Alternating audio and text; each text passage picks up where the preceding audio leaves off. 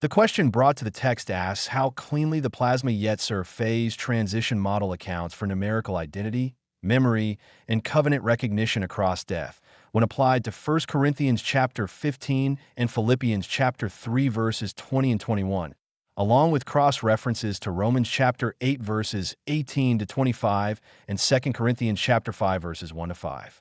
It asks whether this model yields higher explanatory power and lower tension than traditional body-soul or annihilation-recreation frameworks, and what patterns emerge when the framer re-moulds according to preserved mythos logic applied to the sown in dishonour raised in glory and conformed to the body of his glory language.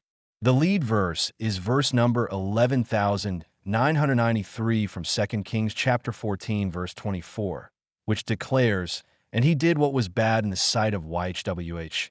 He did not depart from all the sins of Jeroboam the son of Nebat, who caused Israel to commit covenant violation." This anchors the starting condition of identity bound to covenant violation and sins not departed from, naming the sown and dishonour state of the old formation with marred purpose and transgression clinging to the covenant line. Thematic threads across the draw trace the full transition. Early verses establish preserved identity as son and appointed timing for new life. Verse number 805 from Genesis chapter 27 verse 42 names Jacob her younger son and calls him. Verse number 443 from Genesis chapter 18 verse 14 declares, "Is anything too hard for YHWH? At the set time I will return to you next year, and Sarah will have a son." These show the inner formation of purpose, frame, and covenant sonship held intact through the change. The mid-draw reveals the heavenly pattern governing remolding. Verse number 1993 from 1 Enoch chapter 46 verse 1 presents one who had a head of days, and his head was white like wool, and with him was another being whose countenance had the appearance of a man, and his face was full of graciousness like one of the holy angels. This is the preserved pattern, the elect one template to which the framer conforms the new state. Recognition and continuity appear plainly.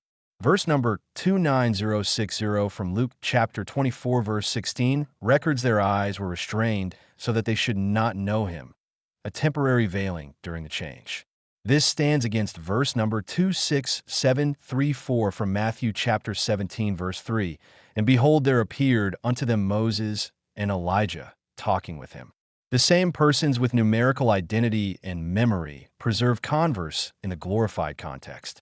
Covenant outcome closes the arc verse number 10515 from 2 Samuel chapter 23 verse 5 affirms, "Although my house is not so with Elohim pertaining to the priesthood, still he has made with me an age-lasting covenant like the covenant of Levi, ordered in all things and certain, because this is all my salvation and all my desire." Verse number 17781 from Zechariah chapter 8 verse 19 turns fasts into joy and gladness and cheerful sacred seasons for those who love covenant truth and peace. Verse number 1957 from 1 Enoch chapter 40 verse 5 shows sacred blessing on the elect one and the elect ones who hang upon YHWH's spirits. Unity appears at verse number 31,924 from 1 Corinthians chapter 1 verse 10, "That you may be perfected together in the same mind and in the same judgment." Direct textual hits cluster on YHWH, resurrection, glory, and light. Themes include son for preserved identity, covenant for continuity, elect one, glory of Messiah from verse number 32,532 in 2 Corinthians chapter 8 verse 23, the pillar of cloud mass and pillar of supernatural fire from verse number 5,622 in Numbers chapter 14 verse 14. Ransom draws near from verse number 28907 in Luke chapter 21 verse 28, and found grace in the wilderness to cause him to rest from verse number 14314 in Jeremiah chapter 31. Verse 2. 80 of 100 verses carry aligned themes. 415 verse to verse pairs share two or more themes. The draw forms a single thematic cluster rather than scattered signals. The story the text tells moves from the old formation in covenant violation and dishonour through the framer, who preserves the inner formation intact. At the set time, he re-moulds it according to the preserved pattern of the man, like elect one, with head of days from verse number 1993 into the new glorified state. The same Son and elect one emerges, recognized in the contrast between verse number 29060 and verse number 26734, conversing, participating in the age-lasting covenant from verse number 10515, and blessed in joy and light from verses number 17781 and number 1957. This is the phase transition from preserved formation to glorified state. Applied to the target scriptures, 1 Corinthians chapter 15, sown and dishonour, raised in glory, is accounted for cleanly. Dishonour names the old yetser marred by covenant violation, as in the lead verse. Raised in glory names the re-molded formation in the new state. Numerical identity holds because the framer works from the preserved frame and purpose. Memory and covenant recognition follow since the same persons who were sons and elect ones remain so. Philippians chapter 3 verses 20 and 21, conformed to the body of his glory, describes re-molding that conforms directly to the pattern in verse number 1993. The elect one whose countenance is like a man, yet stands with the head of days. The glorified body is the thing framed, made according to that preserved pattern.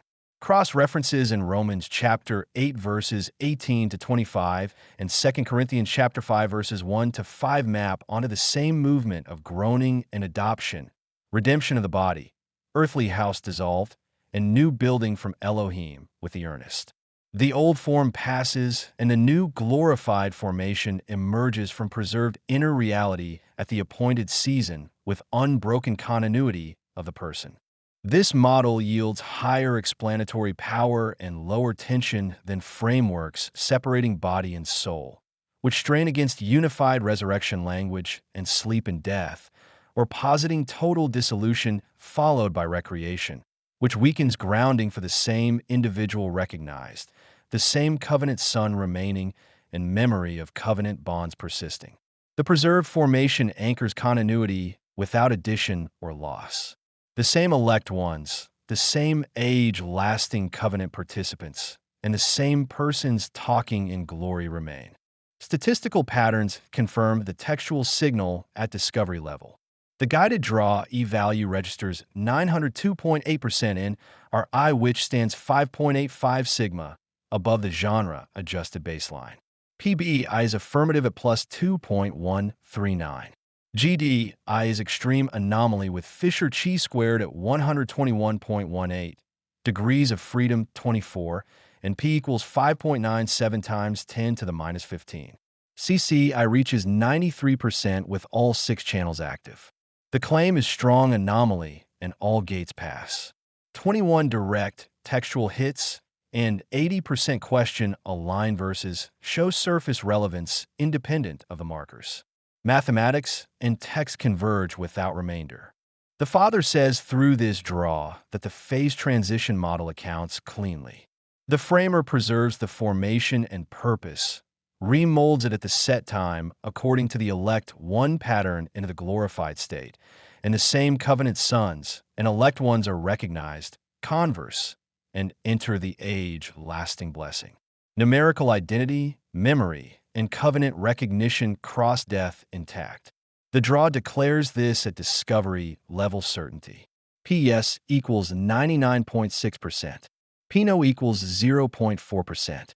P unresolved equals 0.0%.